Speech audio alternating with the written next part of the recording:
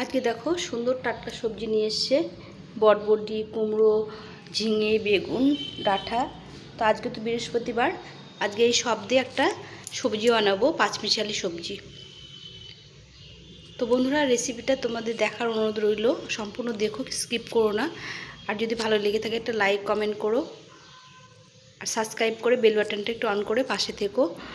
তো বন্ধুরা, এই পাঁচমিশালি সবজি নিরামিষ দিনে খেতে ভীষণ ভালো লাগে। এটা খাওয়া খুব উপকার, এর মধ্যে সব রকম সবজি থাকে। তো আমি চলো বানিয়ে নিচ্ছি, তোমাদের সঙ্গে শেয়ার করছি। সবজিগুলো সব বানিয়ে নিয়েছি। এখানে নিয়েছি বটবটি, ঝিঙে, ডাঁটা নিয়েছি অল্প করে, একটা বেগুন নিয়েছি, কুমড়ো, আর হচ্ছে আলু, একটা আলু নিয়েছি। আলুটা একটু কম দিয়েছি আর কুমড়োটা একটু বেশি দিয়েছি। এখানে কড়াইটা আমার গরম হয়ে গেছে, পরিমাণ মতো তেল দিয়ে দেবো।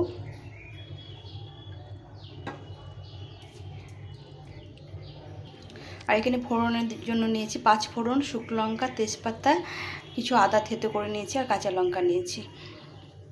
তেলটা গরম হয়ে গেছে। এই সবজিটার মধ্যে সব রকম সবজি থাকে, এটা খাওয়াও খুব ভালো।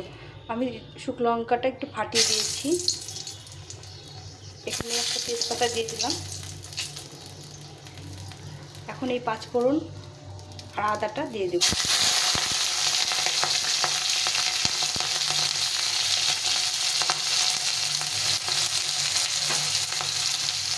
একটু ভাজা ভাজা করে দিতে হবে।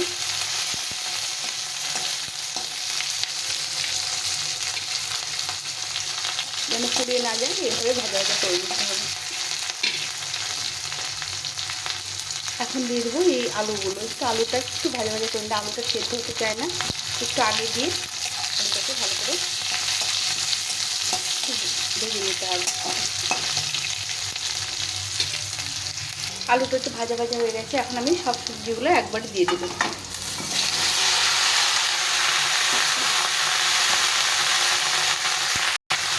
সবজিগুলো এখন উল্টে পাল্টে একটু নেড়ে চেড়ে দিতে হবে।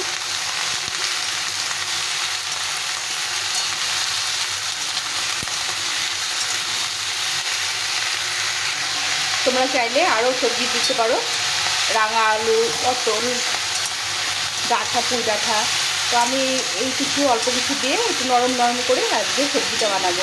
কোনো মশলা দেবো না, একদম মশলা ছাড়া, শুধু লবণ আর হলুদ দিয়ে আমি সবজিটা বানাবো, একদম মশলা ছাড়া করবো।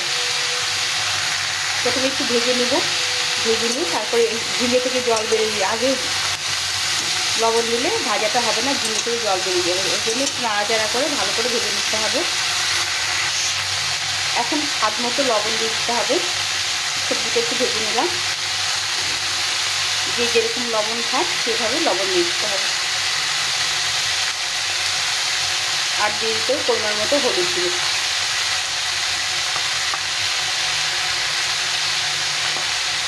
এটাকে ভালো করে মিশিয়ে দিতে হবে।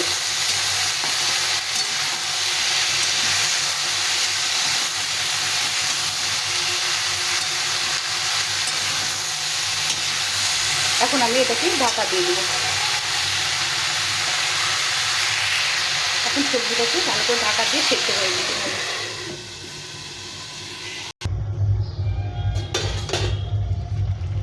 সবজিগুলো থেকে জল বেরিয়ে গেছে অনেক।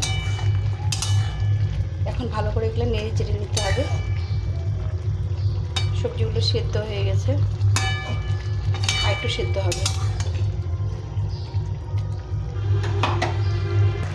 এখন একটু স্বাদের জন্য চিনি দিয়ে দিতে হবে। মিষ্টি নিরামিষ সবজি একটু মিষ্টি মিষ্টি হলে ভালো লাগে।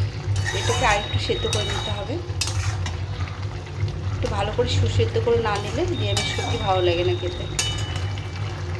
বেশ কিছুক্ষণ ধরে সেদ্ধ করে নিতে হবে। তো সবজিটা দেখো হয়ে গেছে, এভাবে নামিয়ে দিতে হবে। এখন সেদ্ধ হয়ে গেছে সব কিছু।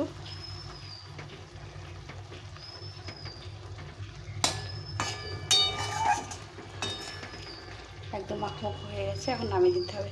একদম মশলা ছাড়া এভাবে তরকারি খেতে ভীষণ ভালো লাগে। এটা খিচুড়ি দিয়ে, ভাত দিয়ে, রুটি দিয়ে, সব দিয়ে ভালো লাগে। ডালের সঙ্গে আবার রুটি দিয়ে খেতেও ভীষণ ভালো লাগে। তো এখন এটাকে নামিয়ে নেব। তো কারা কারা কারা এরকম সবজি ভালোবাসো, নিরামিষ সবজি, কমেন্টে জানিও। আর এই সবজিটা খাওয়াও খুব উপকার, খেতেও ভীষণ ভালো লাগে, একদম মশলা ছাড়া, শুধু সবজি দিয়ে। আর এই সবজিগুলো যেগুলো আছে সেগুলো খাওয়া খুব ভালো। তো আমি এখন রাখছি, দেখা হবে পরের ভিডিওতে। তোমরা সবাই ভালো থেকো, সুস্থ থেকো। আর এইভাবে সবজি খাওয়ার, যারা বাচ্চারা না খায় তাদের একটু খাওয়ানোর চেষ্টা করো। এই সবজি, এই পাঁচমিশালি সবজি খাও, সবার জন্য খুব ভালো। তো এখন রাখছি, সবাই ভালো থেকো, সুস্থ থেকো, টাটা।